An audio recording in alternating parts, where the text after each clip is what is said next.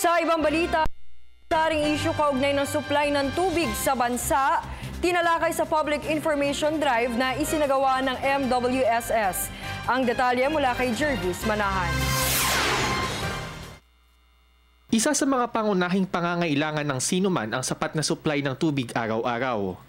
Kaya naman mainam na malaman ng bawat pamilya ang mga alituntunin kaugnay nito. Kaninang umaga, naglunsad ang Metropolitan Waterworks and Sewerage System Regulatory Office o MWSSRO ng isang public information drive sa lungsod ng Pasay. Dinaluhan ito ng nasa 250 barangay officials at residente ng mga lugar na sineserbisyuhan ng Maynilad, gaya ng Muntinlupa, Las Piñas, Parañaque, Pasay, Makati, Tondo at ibang bahagi ng Southern Manila at Bacoor, Cavite. Layo ng information drive na klaruhin ang ilang issue gaya ng proseso ng disconnection at reconnection ng tubig at reclassification ng mga bahay o establishmento. Pinaigting natin yung kampanya ng MWSS Regulatory Office para makapanayam yung mga customer ng ating mga konsesyonaryo upang malaman kung ano yung kanilang ninanais sa serbisyo para sa ating konsesyonaryo. Nabigyan din ang mga nagsidalo ng pagkakataon na magtanong tungkol sa samu-saring issue sa tubig.